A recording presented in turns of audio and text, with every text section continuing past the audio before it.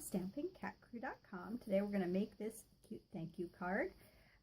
We are going to use some of the Stampin' Blends markers. I've got the Rich Razzleberry, the Old Olive, and then a blender as well. As usual, I've pre-done a lot of the stuff, but I'm going to show you a little bit of what I do. This is new for the 2018 occasions. We're using the Petal palette. It has all these super cute sentiments and then also all of these designs here.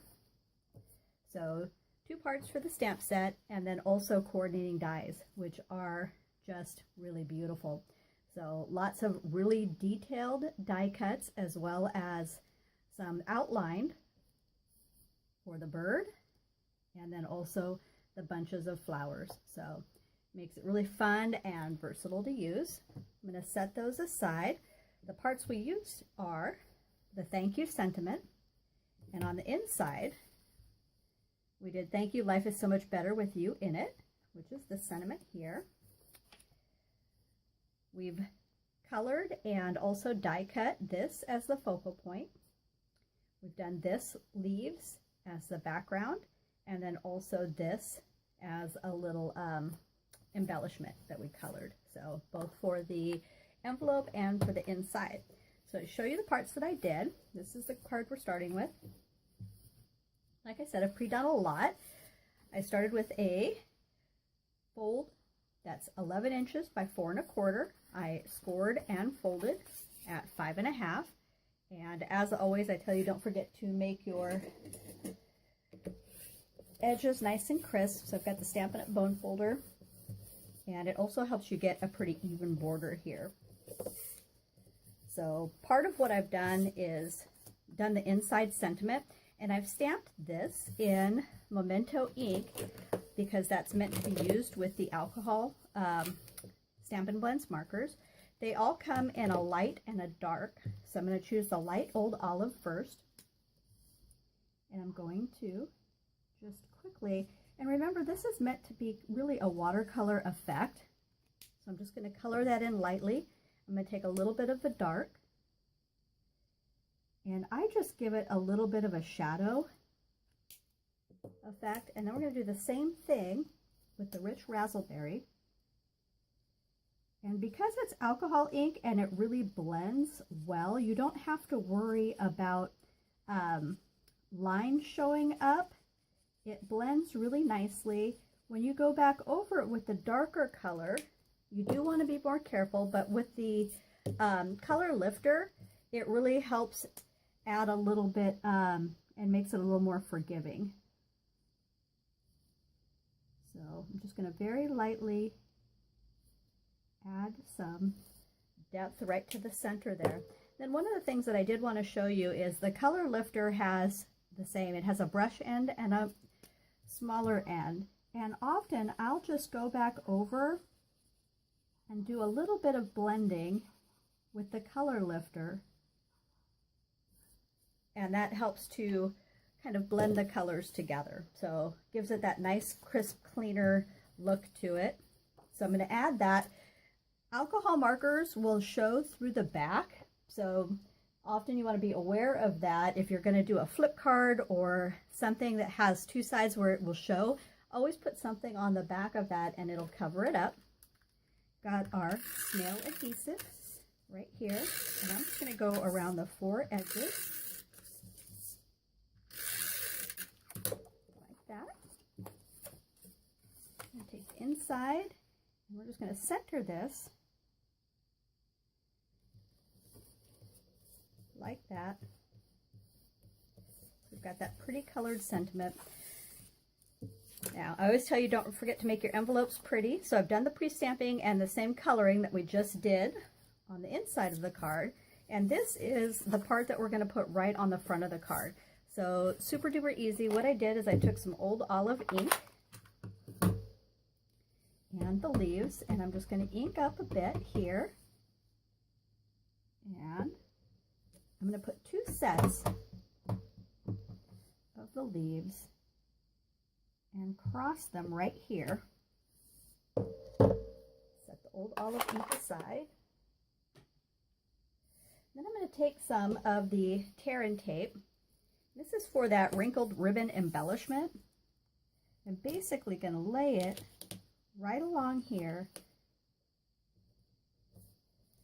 like that. The sentiment that we have on the bottom is the thank you. I've done it in Berry Burst.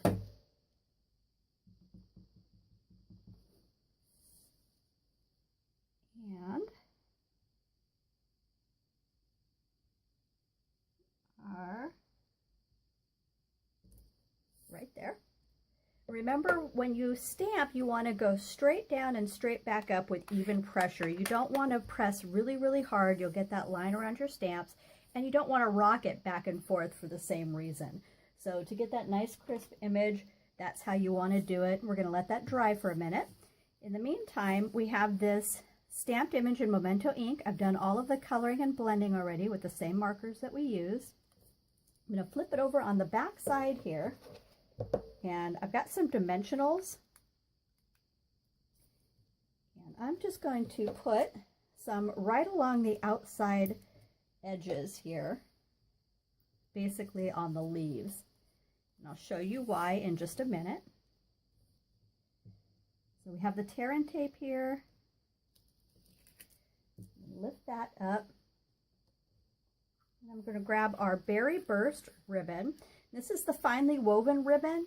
I'm going to start right up at this corner here, and then we've got that tear and tape down, and so you want to have this kind of gathered look. So basically all I'm doing is really pressing and just kind of giving it a little extra and then pushing down, pushing forward a little extra and then pushing down. So give that nice gathered look. It's okay if it's not perfectly straight. It actually adds a little bit to it, which is awesome. We go right down to the end. We want to push all of that down really well and have it stick. And then cut the very end off right there. We have our focal point here that we've popped up with the dimensionals.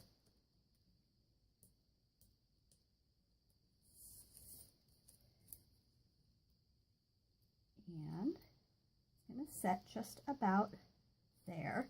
So everywhere you have the dimensionals is going on the cardstock, like so. You have that down. So I'm going to add the snail adhesive around the outside of the four edges again before we go back and add our embellishments. I'm going to center this right here. So, and these are the new Tutti Frutti adhesive back sequins, and pretty cool. Gives you a nice look. I'm going to sprinkle a few of those around. Just 3, like that. And then the other part that we did is pearls. So I'm going to take pearls, and same thing that I do for my rhinestones. When I open up a package, I cut the parts by size, and then I put them in cello bags all together with the same size. And that way, all I need to do is grab the little bag. I don't have to worry about the little pearls and rhinestones falling off. They're protected in the bag, and just makes life easier. Final touch. Last rhinestone. Put that away. And this is our finished card. This is what we started with. So thank you, and our finished card.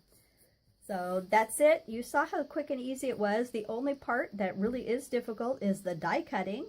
And obviously nothing hard about that, just takes a little bit of time, and because it's a frame, super easy. So hope you enjoyed the card. Again, it's from the Petal palette. It's new for the 2018 Occasions catalog, and happy creating!